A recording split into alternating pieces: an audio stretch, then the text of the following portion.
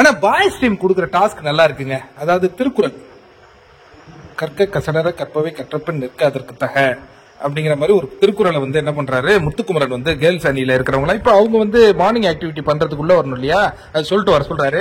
நல்லா இருக்கு, இன்ட்ரெஸ்டிங்கா பண்றாங்க. உடனே கேப்டன் மஞ்சரி வந்து இது என்ன ரூல், இது என்ன புது ரூல், நீங்க இதெல்லாம் பண்ணாதீங்க, அன்ஷிதெல்லாம் எப்படி அவங்க பண்ணுவாங்க, அவங்க ட்ரை பண்ணட்டுங்க. ஆனா அவங்களும் கரெக்டா தான் சொல்லிட்டு வராங்க. அதுக்கப்புறம் நாளை நமது அந்த வைப்பு சூப்பரா இருந்தது.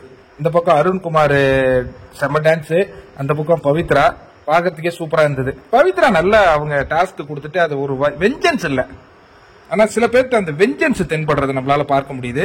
அதற்கு பிறகுங்க டெய்லி ஆக்டிவிட்டிஸ் இந்த வீட்டுல வந்து வந்த போது எப்படி இருந்தோம், அதுக்கப்புறம் தங்களை மாற்றி கொண்டார்களா அப்படிங்கிற மாதிரி ஜாக்குலின் சொல்றாங்க. நான் வரும்போது நான் ஒரு இண்டிவிஜுவல் பிளேயரா தான் ஆடணும்னு வந்தேன், ஆனா அதுக்கப்புறம் இந்த டீமுக்காக நான் அர்ப்பணிக்க முடிவு பண்ணேன். எந்த மாதிரி அர்ப்பணிப்புனா, இப்ப கப்பையே நான் வேற ஒருத்தவங்களுக்கு கொடுக்க சொன்னா கூட கொடுத்துருவேன் அந்த மாதிரி. ஏன்னா ஜாக்குலின் தெரிஞ்சு போச்சு நமக்கு கப்பு இல்லைன்ட்டு, அதை நேக்கா இப்படி சொல்லி விட்டாங்கன்னு நினைக்கிறேன்.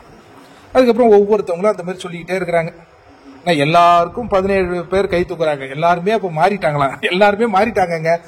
அப்ப யாருமே என்னது அவங்களா இல்ல, அதுதான் அவங்க மார்னிங் ஆக்டிவிட்டிஸ்ல சொல்றாங்க. ஒரு வாரமும் மாறி மாறி வராங்களாம்.